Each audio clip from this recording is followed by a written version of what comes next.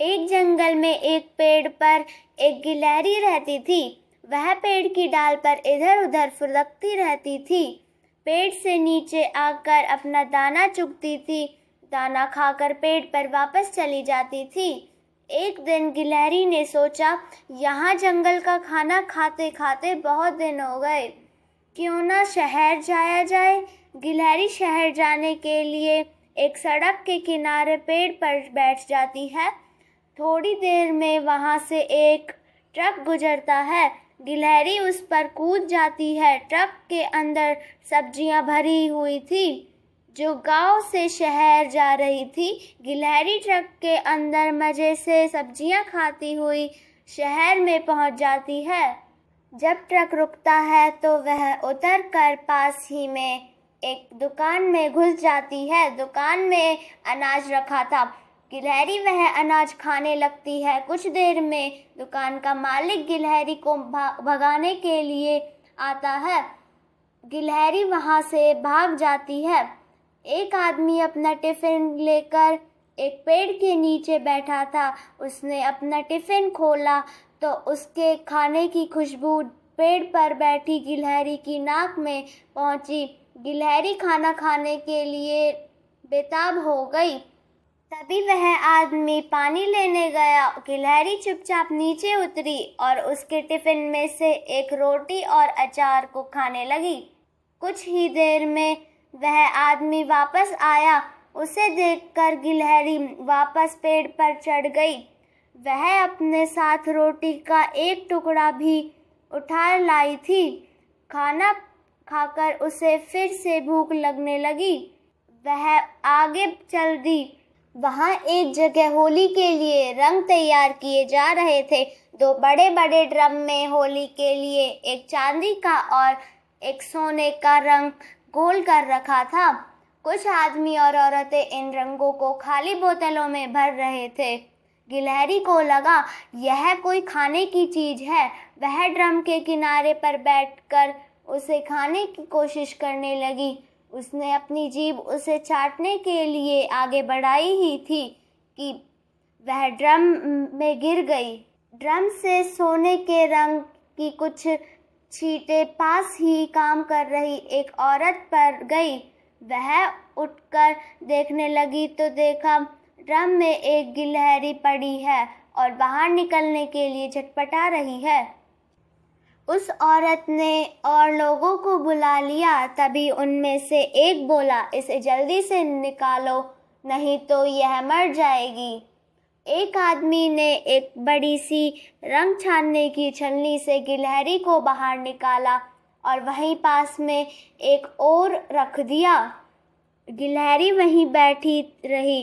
वह धीरे धीरे हाथ पैर चला रही थी, लेकिन वह उठ नहीं पा रही थी। उसे छोड़कर सब अपने अपने कामों में लग गए।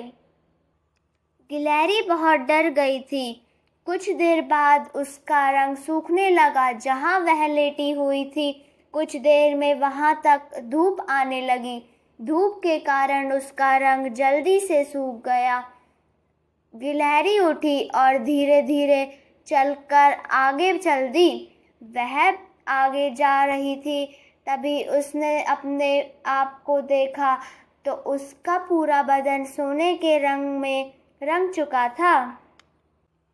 गिलहरी बहुत खुश हुई। वह फिर से सड़क के किनारे एक पेड़ पर बैठ गई। कुछ देर में एक बस उधर से गुजरी और गिलहरी कूदकर उस बस की छत पर बैठ गई। शाम तक वह बैठी रही।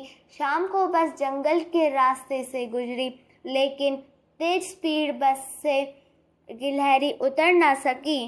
रात के समय बस एक ढाबे के पास रुकी। तब गिलहरी उतरकर जंगल में पहुंच गई। वह एक पेड़ पर चढ़कर आराम करने लगी। सुबह की पहली किरण के साथ उसकी आँख खुली। अब वह जंगल में इधर उधर खाना ढूंढने लगी।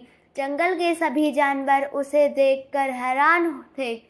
तभी एक कबूतर उसके पास आया और बोला, गिलहरी बहन, तुम कहाँ से आई हो? गिलहरी ने कहा, मैं दूर मैं दूर परियों के देश से आई हूँ। वहाँ सभी जानवर सोने के होते हैं। सभी जानवर उसे मेहमान समझकर उसकी देखभाल करने लगते हैं। उसे तरह तरह के फल अनाज लाकर देते हैं। गिलहरी के मज़े आ गए। वह मज़े से सब खाने लगी। एक दिन एक कौवा उसके लिए अमरूद लेकर आया और बोला, गिलहरी बहन, क्या तुम मुझे अपने साथ परियों के देश ले चलोगी? मैं काला हूँ, यहाँ सब मुझे चिढ़ाते हैं। मैं भी वहाँ जाकर परियों के जादू से सोने का बनकर आना चाहता हूँ। यह सुनकर गिलहरी हंसने लगी। ठीक है, मैं अपने साथ ले जाऊँगी, लेकिन तब तक तुम मेरी सेवा करते रहो। बेचारा कौवा उसकी बातों में आ गया और उसके तरह तरह के अनाज, दालें, फल लाने लगा।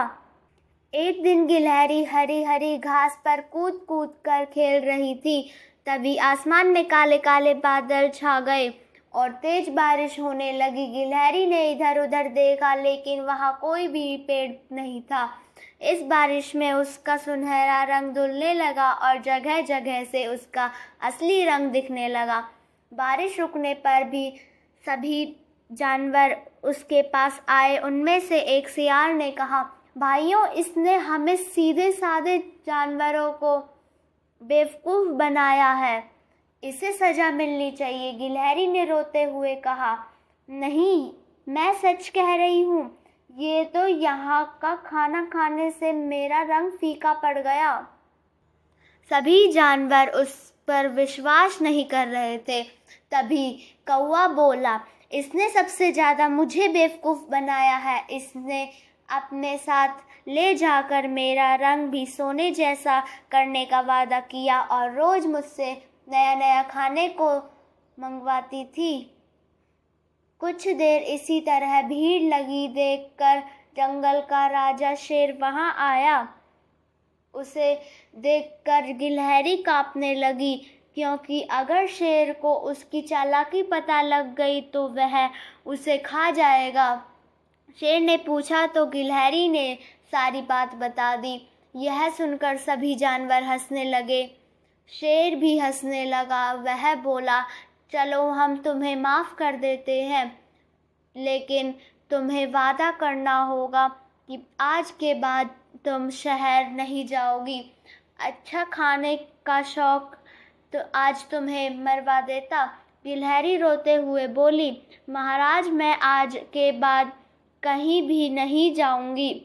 और कोई भैया, मैं कल से आपको दाना लाकर दिया करूंगी। जो कहोगे वह ला दूंगी। कुछ देर में बारिश फिर से शुरू हो गई। सभी जानवर कहीं ना कहीं जाकर छुप गए, लेकिन गिलहरी वहीं घास पर उछल कूद करती रही, जिससे शरीर का रंग पूरी तरह से उतर जाए।